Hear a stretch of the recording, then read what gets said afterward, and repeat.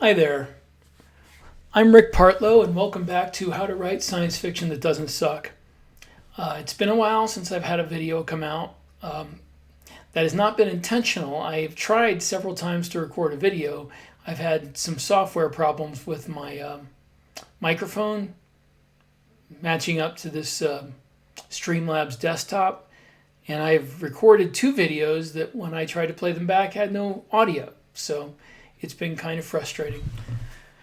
But I have a minute and I wanted to try one more time. So hopefully, cross your fingers, this one works. What's been happening with me these last 3 months? Well, guess what? I've been working.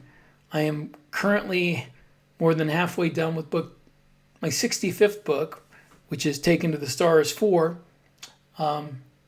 3 just came out. Next month I have Drop Trooper 14 coming out. So it's been pretty busy. I also went to the Final 20 Books Conference in Las Vegas, changing ownership and management. It's now going to be Author Nation next year. It's going to be a little bit more reader friendly. So like for the book signing, they're trying to get readers in, attract them to this conference, I guess. My next conference will be LibertyCon in June. So I got a pretty big gap there. And I'm just writing, and I thought I would do an episode on what you consider success. This is a little bit different than the craft themes that I usually go for, but I'm having a little trouble coming up with any new craft themes, and a lot of people have asked for this type of thing, so I'm going to go ahead and talk about the business end of it. I'm not going to make recommendations for marketing or things like that because, as I've told you many times, I'm not an expert, but I am going to talk about what your personal definition of success and what it means to you, and if you need to have the goal of being a full-time author as your pinnacle, the thing that you really want from this. And I did a podcast with Larry Correia and Steve Diamond on their Writer Dojo podcast about this subject. And you know how podcasts go. You only have like 45 minutes, and there's other things, introductions, all kinds of other things you get into. So I just want to devote this to just that subject. What do you consider success as a writer? Now, I am one of the very fortunate few who get to make a living doing this. But that doesn't mean that should be your goal. It depends on. Let me ask you, what do you do for a living? What's your job? Do you enjoy it? Are you good at it?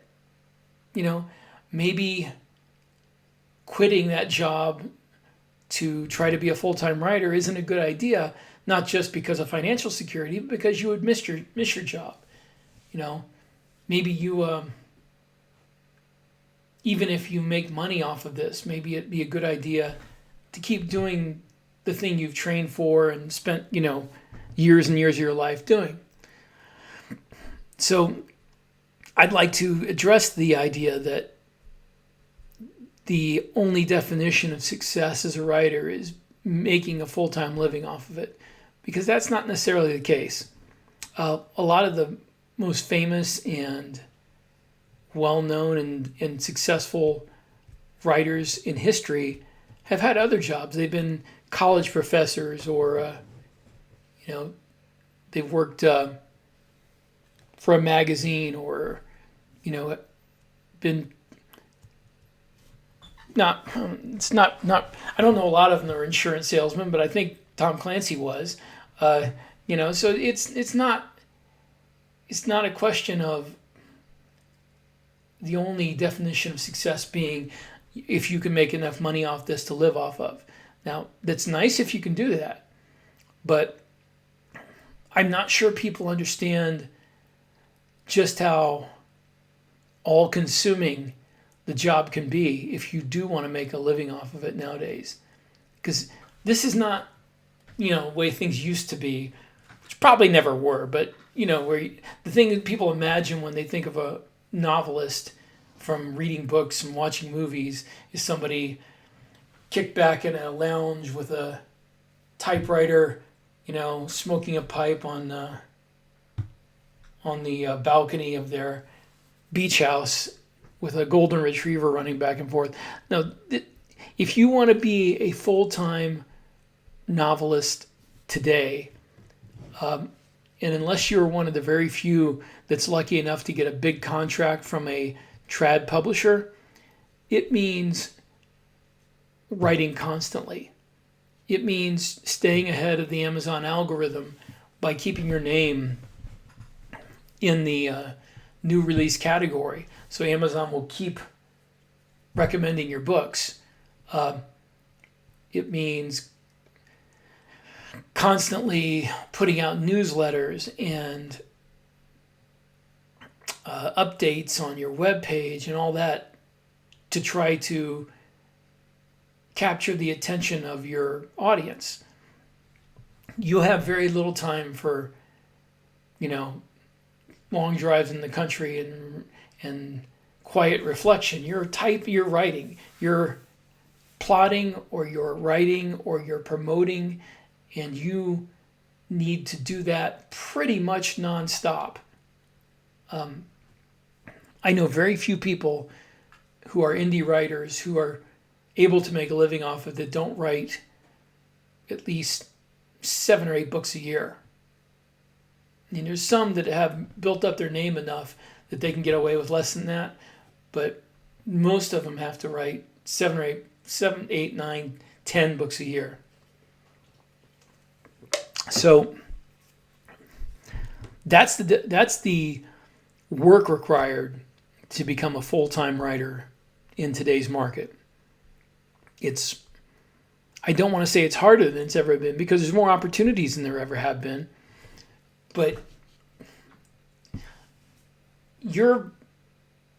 let me explain what I considered success when I first got into this. I published my first 2 books on Amazon, didn't know what I was doing, put them out there for 99 cents, didn't market them at all. They were horribly formatted, had bad covers.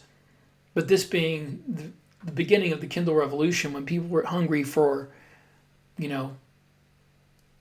works in their genre that they read that were available on Kindle, they got gobbled up. Sold 30,000 copies of these first 2 books in the first 3 months. And I made $10,000 that year, and that was a lot of money.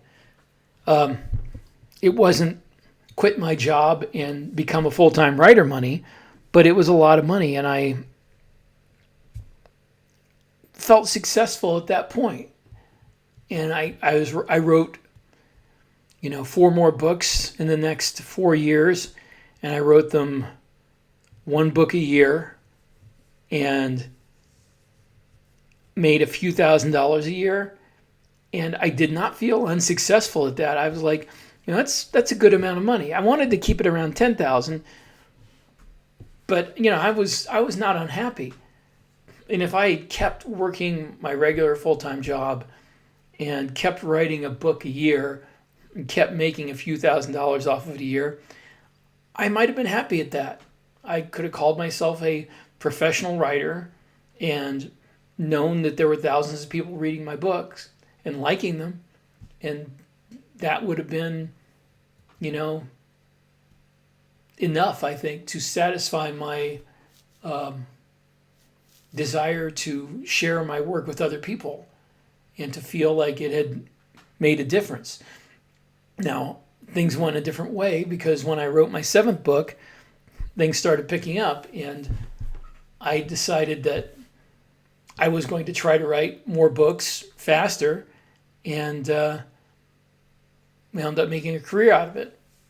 Now, there's also the possibility I could have written slower, taken things on a a less work intensive track and made just $20,000-$30,000 a year, and made that a supplement to my job and my wife's job, and I could have been very happy that way too. That things turned out differently, and I came across series that I had to continue because it made financial sense, and I got to the point where doing anything else but writing did not make financial sense. So I'm happy with how things turned out, but I don't think that I would have been dissatisfied with my career if I had stayed in that space where I only made a few $1,000s, maybe $10,000 a year, 20,000, and put out like 3 or 4 books a year. I think I could have lived with that. That would have been a nice little supplement, vacation money, toy money, I could buy a nicer car or buy a nice camera lens, just something, extra, a little gravy.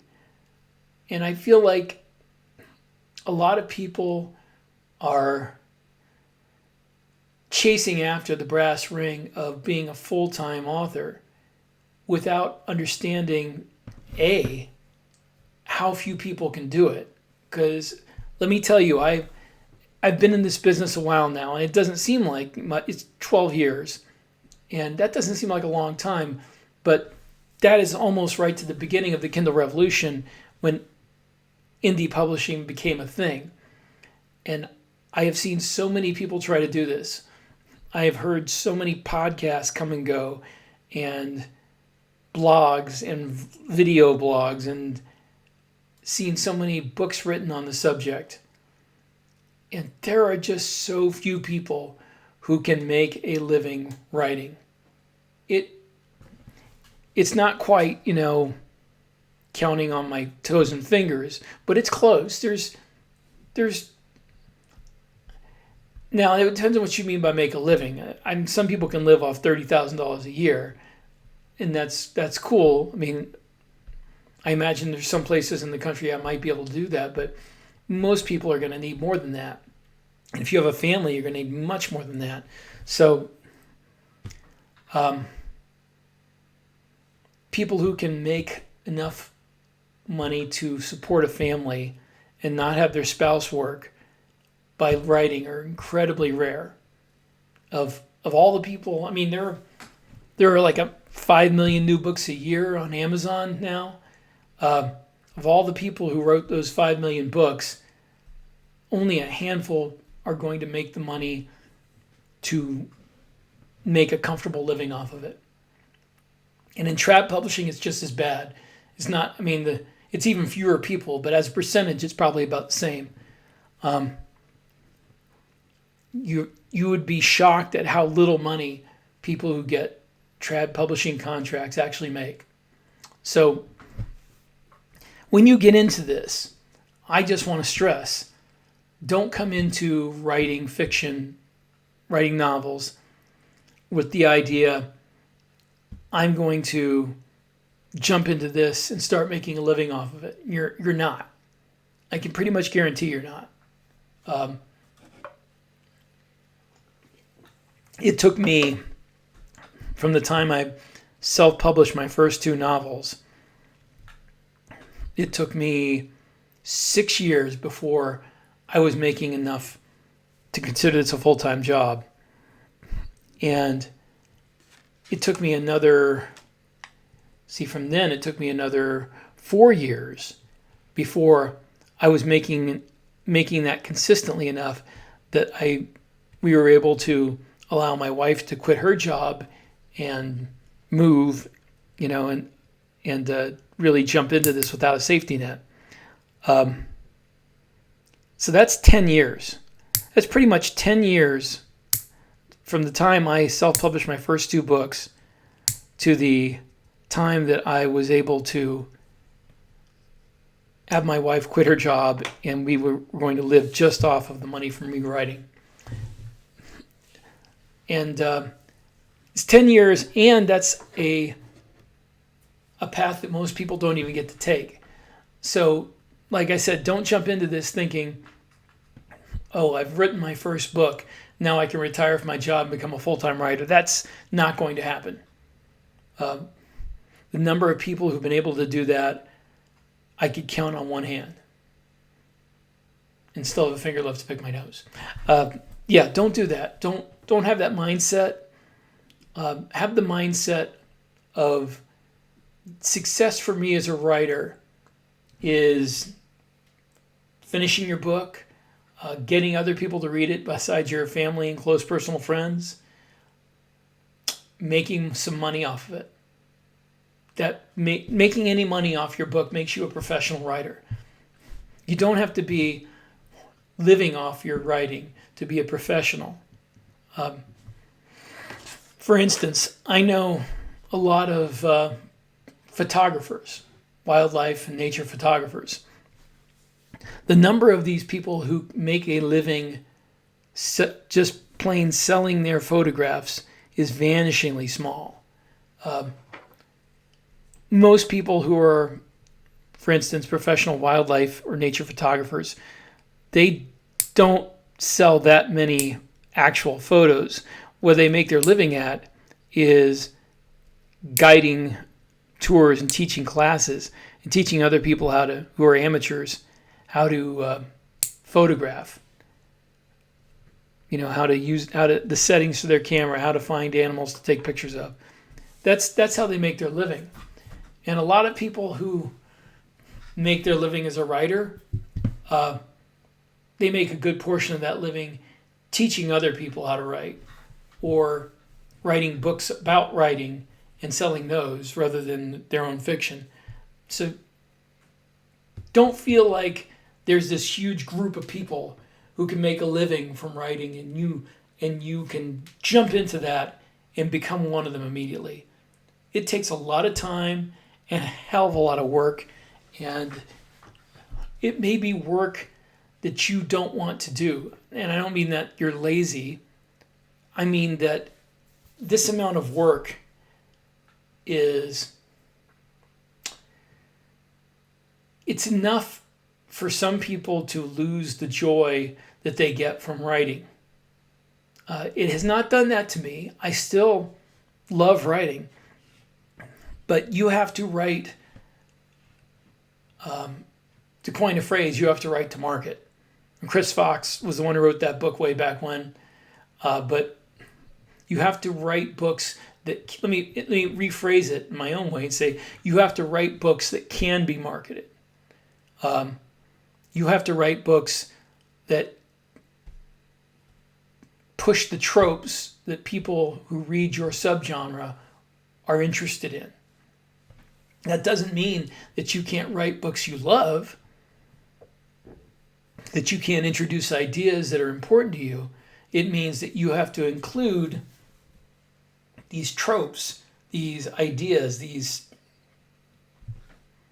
trappings, atmosphere that people are looking for. And you, as a good writer, can put the ideas and themes and personal journeys that you're interested in telling inside the framework of those tropes. And there's nothing wrong with that, and it's perfectly acceptable to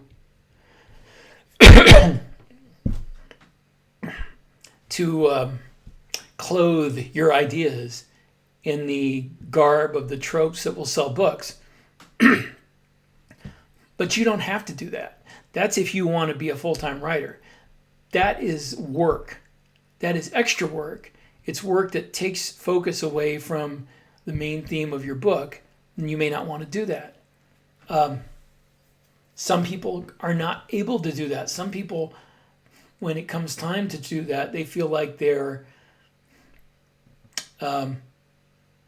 diluting the power of the story they want to tell by making it sellable. And that's fine. As I'm saying, you don't have to go that route. You don't have to. For me, I pay the mortgage with my writing. So I have to make the books sellable. If you are doing this just out of passion, if you're doing this maybe to make a little extra money, you don't have to do that. You can be whatever sort of writer you want. You can write whatever kind of book you want. You can genre bend. You can make supernatural westerns and superhero books and everything else that doesn't sell that well, and put it out there and make a few $1,000s a year and be happy. And if that is what you want to do, if that's the path you want to take, that is success. If you are happy with your writing, if you make a little bit of money at your writing for validation, if you get good reviews, that's success. You don't have to make hundreds of thousands of dollars a year and tell your wife she can retire from her job and quit your job, and you don't have to do that. That's if you both enjoy what you do, this can be your hobby. This can be a lucrative hobby, but still a hobby. And I'll tell you what, you'll probably be happier that way. And I'm happy the way I am, but it's not everybody can be happy with this kind of pressure and this kind of output. You're not in a situation where, if you don't make a sale or you don't get a client, you're still going to have a paycheck. You're not in a situation where if your company loses a market, that you just don't have money that month. As a writer, that's the situation you could be in. If you don't write a book that sells well, you don't have money coming in until the next book. And it's a lot of pressure. It took me a while to be able to handle that pressure. That's why I waited 2 years after I was making enough money to live off this before we started living off of it. I would say that even if you are financially successful from writing, I would give it at least a couple of years and just make sure that money is coming in steady, that you didn't just have one good year and then you're going to head off the cliff, or 2 good years, because that happens a lot. I have known a lot of people who got into writing full time back in, say, 2015, 2016, and now they're back at their regular jobs. There are podcasts that I've listened to where the people started off saying, we're here as very financially successful writers and we're going to give you advice. And then you look several years later, they're back to working at their old jobs because things fell off.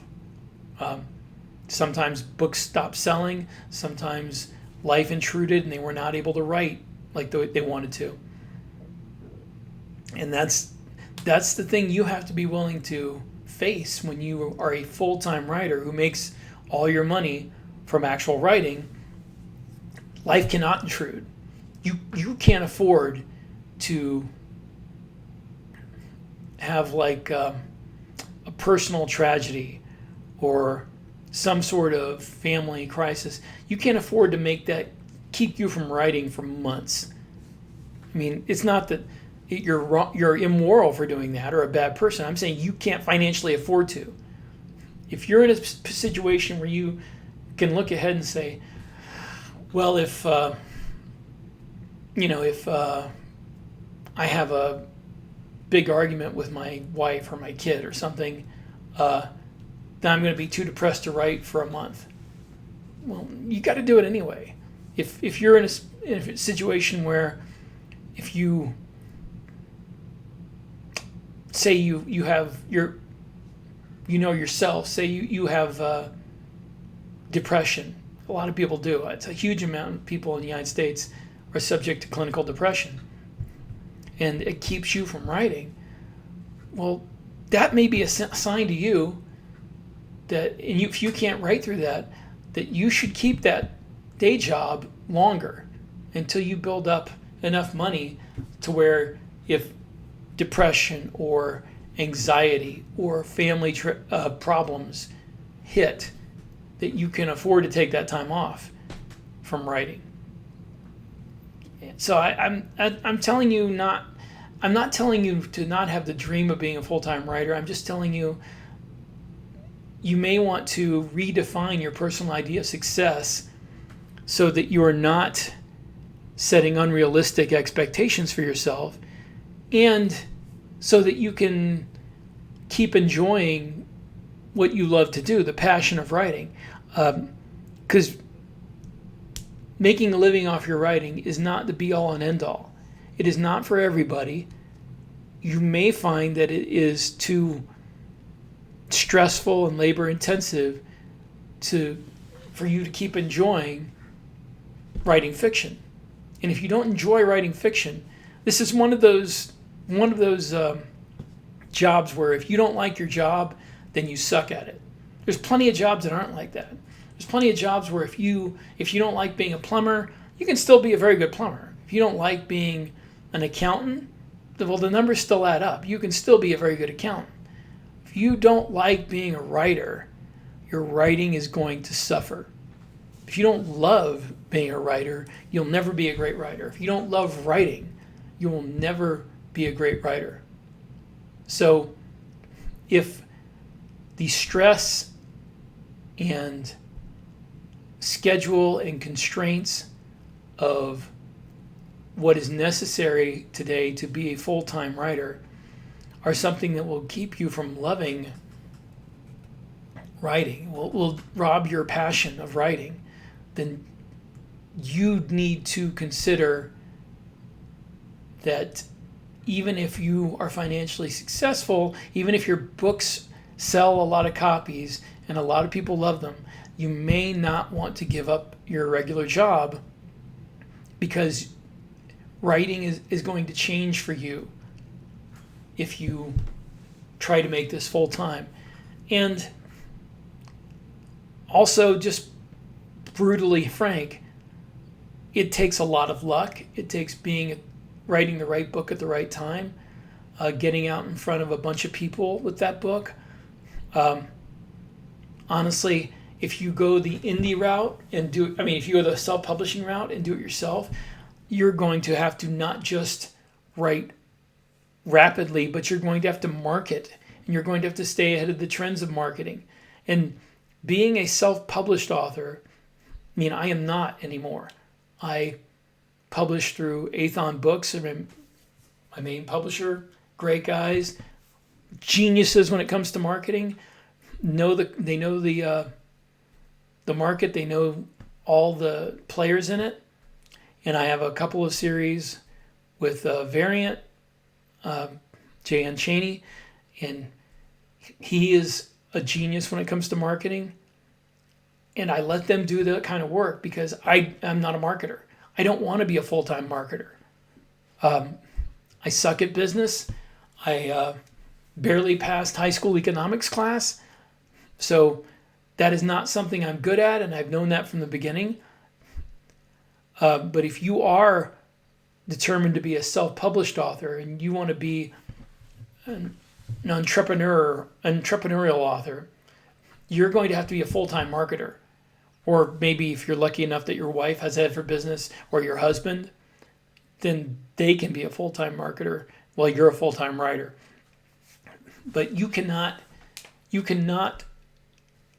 decide to be a full-time self-published author without having somebody in your life that will market and won't charge you for it. Because if you get charged for marketing, then you're not going to make enough money to live off of. Or you can do as I did and find a publisher. Now, that is an ideal situation for me, and it may or may not be an ideal situation for you, because your publisher, even if you find a good small publisher like Athon Books, they're only going to pour their time and effort and money into marketing books that are initially successful. So say you write a book series and book 2 and 3 are great, but book 1's a little weak and book 1 doesn't sell like it should. Well, they're business people. They can only afford to throw money into books that sell. They can only afford to put their effort and their resources into pushing books that look like they're going to be successful. So if your book stumbles, well, your series is not going to make you that much money. Now, that should not matter. That should not be the be-all and end-all. As I said, success for you should not be solely determined by how much money you make. Success as a writer should be part and parcel of the passion you have for writing. If you get people to read your novel and they love it and you make a little money at it, that's success. There is nothing wrong with that. There's nothing wrong with making a couple of $1,000s a year at writing. If if this is your hobby, if this is your passion, that shouldn't matter to you.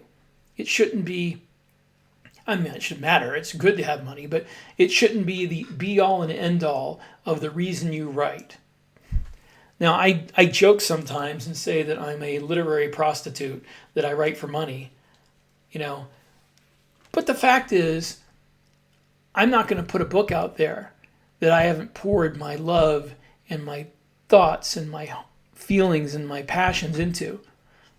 Now, I may package that in a way that makes money, like I said, but I'm not going to write anything. I'm not going to put my name on anything that looks like crap and looks like a AI written prepackaged, box of crap. I'm not going to do that. I have too much self-respect and respect for my work to do that. And some people might disagree. From some of the bad reviews, you'd think they would, but the fact is that even when I write a book like, for instance, Drop Trooper is written to a very different audience than Taken to the Stars. Drop Trooper is written for people who want serious, kind of, I don't want to say grim, but darker, more psychologically realistic military science fiction. Taken to the Stars is space opera. It's Star Wars. It's Guardians of the Galaxy. It's a flight of fancy. So they're totally different books with totally different mindsets, but I still put all of my effort and all of my ability into each of those books. So I'm not doing this just for getting the money. I mean, I'm writing a book to a theme, to an audience for the money, but I don't view that as like, I'm just going to slap this out there and, do a half-ass job and just collect the paycheck because it's in a genre that people want to buy and on subject matter that people want to read. I'm still going to write the best book I can. So I'm not telling you that you can't make a living as an author and still maintain your artistic integrity, because you can. It's very possible. But you may find that how to put this, not psychological stress and strain, like just the emotional strain of trying to fit your ideas into that framework may make it not worthwhile for you. It may be enough that you don't enjoy writing anymore. And if you stop enjoying writing, that's it. So my advice is consider success not just the money you make from this, but the enjoyment you get from it and the ability to retain your passion for what you do, and make a little money. Money's nice. Get other people to read your book, because that's the whole point. You didn't write it for yourself. But don't feel like there's a number line, where if you make below this amount of money, you're a failure. If you make above it, you're a success. Because that's not the case. It's nice to be able to make a living off this, but if it came at the cost of me not enjoying writing anymore, then I wouldn't do it. I'd rather do something else to live off of and just do this as a hobby. I'm lucky enough to be able to do both, but that's not my doing. That is very much luck and situation and being at the right place at the right time. If you are not there, if you're not at the right place at the right time yet, that is not you failing at being a writer. That is not you failing at your craft. It is just a matter of audience demand. Now I'm saying all this with the assumption that you've written a good book, because some people, they write a bad book and you're not going to make any money and you're not going to get any audience. That's a video for another time. I'm speaking to people who've written a good enough novel that if it had come at the right time, it would be a massive hit. But that is, as I said, a lot of timing and a lot of luck. And a lot of that you can't control. So don't think of success for yourself as a novelist purely on a financial level. You want to make money because that makes you a professional, but you don't have to quit your day job. You don't have to do this full time. And if you don't do it full time, you're not a failure. All right. I'm repeating myself. I just wanted to emphasize that I feel like too many people who I run into are beating themselves up about not being able to go full-time as a writer. That is not necessary to be a success. It's desirable if you can swing it, but it's not easy, and it's not something you can do in a short period of time. It takes years and years. So don't have that as your benchmark. That should be maybe a possible goal in the far future. If you're only a few years into your writer's journey, stop thinking about being a full-time author. Start thinking about writing the best books you can. And then after that, think about how to get them out there, whether you want to try to get trad published, which is very difficult. Try to publish with a smaller publisher. It's a little more doable, but getting more difficult as more people try it, or self-publishing. Beyond that, stop thinking about the money end of it until you are at a point in your artistic career where you are writing incredibly good books that a lot of people love and are buying in big numbers. Until then, thinking about being a full-time author is only going to depress you and make you enjoy what you're doing less. Concentrate on the passion and the craft first. First, last, and always. Everything else is, I don't want to say it's a side effort, but it's something that you have to do.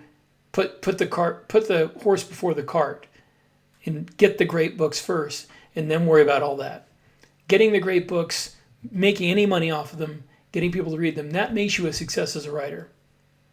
All right, so if you'd like to contact me about this or anything else, or suggest other subjects for this YouTube channel, you can reach me at dutyhonorplanet487@gmail.com, or on Facebook at Duty Honor Planet, facebook.com/Duty Honor Planet, on the Science Fiction Worlds of Rick Partlow.